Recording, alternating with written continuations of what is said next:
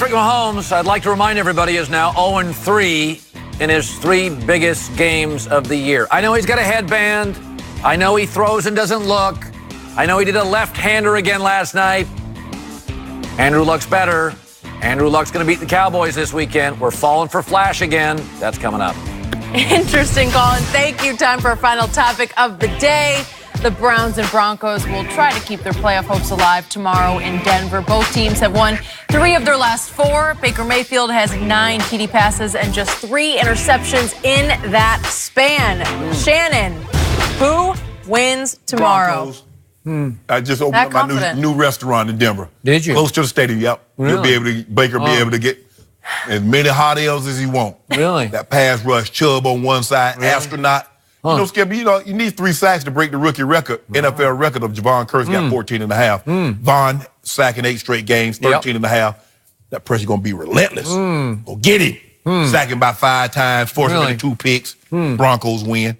Which is why your Chargers are going to lose at the Broncos in the last regular season game, right? Well, No. You made a great case, right? Skip, hold on. First of all, Cleveland and San Diego. Do you remember what San Diego did to Cleveland? Blew the doors off them. I didn't know San Diego had a team. I mean, the Chargers. The Chargers. That team. Okay. Yeah. So, I don't know if you've noticed, but since Hugh Jackson got fired and Todd Haley got fired, Baker Mayfield has been on fire under the tutelage of Freddie Kitchens, former Alabama quarterback, and he's calling those plays, Yeah, right? he's doing a good job, too. Yeah, he's doing a good job. Have you noticed that? And he's 6th over that span in QBR, and I think he just might go into Denver and pull off a narrow upset because he is flinging it. No do. I don't have a great conviction. I just have a feeling. I'll do a do on, I'll take Dallas +3. No, you ain't taking Dallas. That is it for us. We'll be back Monday, 9:30 Eastern. Right now, Sean tells you why last night the Chargers proved that substance and beat style. The Herd starts right now. Undisputed. On a Friday, here we go. This is The Herd. Wherever you may be and however you may be listening, live in Los Angeles. Home of the Chargers. iHeartRadio, Fox Sports Radio, and FS1. Joy Taylor has got the coolest ski sweater available on the market. It's actually a dress, but yes, it does kind of look like a ski sweater. You just want to slip in that this is the home of the Chargers, huh? Yeah. The Chargers have a home now? Now I like them. Now they can host a parade in Los Angeles. What a game that was. Got a huge number last night. A massive game. Officiating drove me nuts, but a great game and a great win. So I said yesterday going into the game, I like Patrick Mahomes and I love Andy Reid. But can we add some context to this thing and slow down on Patrick Mahomes? He is flash to this point. Some substance, but a lot of flash.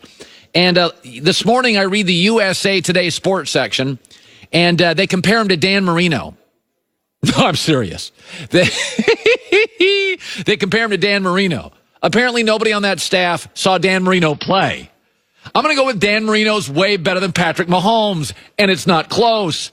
Patrick Mahomes' first year as a starter is now 0-3 in his 3 biggest games. And Phillip Rivers, with his shot-put style, was the better quarterback late. By the way, Patrick Mahomes got the ball with 3.5 minutes left, 4th quarter, lots of weapons at home. Officials giving Kansas City some calls late. 3 and out. 3 and out. That's your game. Could have sealed it. But hey, he did try a left-handed pass, and he's got a snazzy headband, and his arm is Superman. And at the end of the game, you know who the better quarterback was? Phillip Rivers. Just like the end of the game, Tom Brady was better.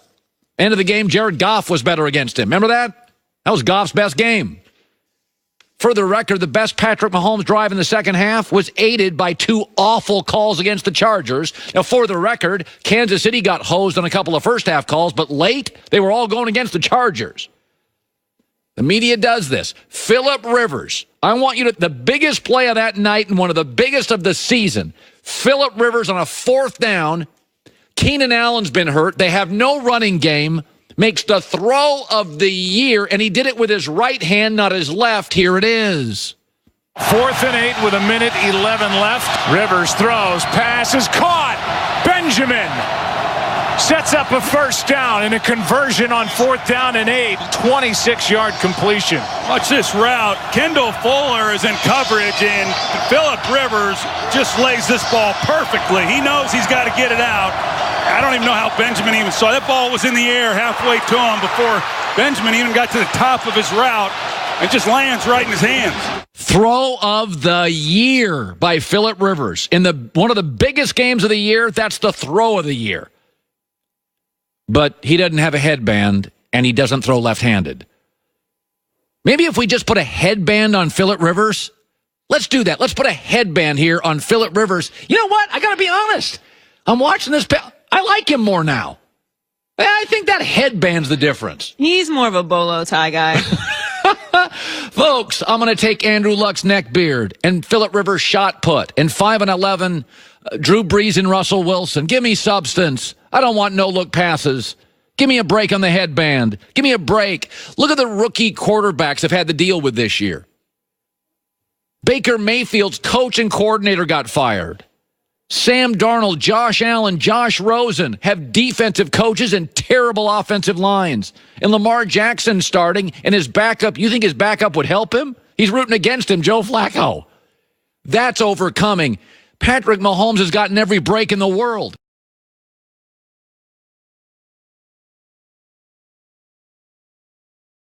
He gets drafted by a playoff team to a legendary play designer, gets to sit under a really cool veteran Alex Smith and learn for a year. Then he gets the fastest player in the cheetah, Kareem Hunt, Travis Kelce, weapons everywhere. They bring overpay for Sammy Watkins in a division with the dysfunctional Raiders and the historically kind of dysfunctional Chargers. I'm not saying I don't like Patrick Mahomes. I like him a lot. But USA Today compares him to Dan Marino today. The hell? What? Stop. He's 0-3 in his biggest 3 games. We do this all the time. The media falls in love with hype. Westbrook, Harden, Derrick Rose. No. LeBron. Agassi. No, boring Pete Sampras was way better. Beto O'Rourke. No, he lost the election. Settle down. I like Patrick Mahomes. I like him a lot. But we're going, they slow down. Give it context. Andrew Luck came into this league with a shipwreck of a roster. No Pro Bowlers. Replacing a legend. Defensive head coach. A GM that got tossed out. No running game. Horrible O-line. Couldn't keep teams under 28. And he went 11-5, 11-5, 11-5. Patrick Mahomes had it perfectly laid out. The coach, the roster, the weapons, a year to learn under a veteran in kind of a dysfunctional division. I like Patrick Mahomes. But you know what? From now on, whenever I show Phillip Rivers, let's just put a headband on him. Because apparently that's what everybody's fallen in love with. That and the left-hand pass. But at the end of that game last night, the shot putter from North Carolina State, who's had his arse kicked for 15 years in this league and has never gotten the credit he deserved, made the throw of the year to his 4th best receiver. How many times do you think they even practice that? That's his 4th best receiver. He didn't have his best running back, Melvin Gordon. He didn't have Keenan Allen by the end of the game. He was on the road with a non-legendary head coach, with a young head coach that we're not quite sure. Is he good? Is he not? What is he? That was guts on an imperfect night when he had struggled early with some bad throws. Tip of the cap to the headband now, previously unheadbanded, now headbanded in the herd, Phillip Rivers. What a night. Blazing 5 in 50 minutes. My best Blazing 5 of the year. Seriously. I may put my entire 401k on all my picks. Let me shift to this, though. Tom Brady is going to face the Pittsburgh Steelers this weekend. I just want to remind you, this is not a rivalry. Tom Brady is 11-2 against the Pittsburgh Steelers. They are extras in Tom Brady's movie called My Trip to Another Super Bowl. They're extras. He's never lost to Pittsburgh in the playoffs. They've never denied him anything. In fact, Mark Sanchez and the New York Jets and Rex Ryan beat New England in New England. They were 14-2. They have denied Tom Brady more, Mark Sanchez and the Jets, than the Pittsburgh Steelers. If this is a rivalry, it's a rivalry between a seal and a shark. I'm sorry, but they occasionally meet. Sometimes the seal escapes, but I don't remember any big wins for the seal against the shark. I don't. We think it's a great rivalry. We've been waiting for it to be a rivalry for 15 years, and it's not a rivalry. Pittsburgh, they're on, I would say this. New England, again, is on the road to a Super Bowl. And Pittsburgh's their speed bump. And it's a little discomfort. Make sure you got your coffee in the holder because you could spill some coffee. It may be a little bumpy. You slow down for it. You pay attention for it. But did you know there is no Wikipedia page for the Steelers-Patriots rivalry? We looked it up this morning. There's a Wikipedia page for Ollie and Frazier, Celtics and Lakers, Federer and Nadal. There's a Wikipedia page for Red Sox-Yankees. Do you know there's a Wikipedia page for the Ravens-Patriots rivalry? I'm not joking. There is no Wikipedia page for Tom Brady against the Steelers in the big rivalry because it's not a rivalry. Auburn, Alabama's a rivalry. Duke, Carolina's a rivalry. I've watched tennis rivalries. This isn't one. And oh, by the way, and I've told Joyce from Pittsburgh, I like watching the Steelers. They drive me nuts, but I like watching them. Tom Brady yesterday said, I've got to be honest with you. I think I feel better today than I have all year. My body feels great. I mean, in the 14th week of the year, I would say I feel 100%. I go out to practice. I practice as hard as I can. I feel great. I'm ready for the next day, and I don't feel any different from day to day. So it's really encouraging. I know what I do works, and it's just such a great advantage for me, as I move into later parts of the season when I know other guys, aren't feeling as great as I am. For our radio audience, I'm going to read these, and for our TV audience, I'm going to put them on the screen. Here's Tom Brady's career against the Steelers, including the playoffs. 11-2, 70% completions, 30 touchdowns, 4 interceptions, and a passer rating of 113. That is not Ollie Frazier. He's not getting hit. That is not McEnroe Borg. He's not, they're not winning sets. You got to win some in order for it to be a rivalry. Yeah, some.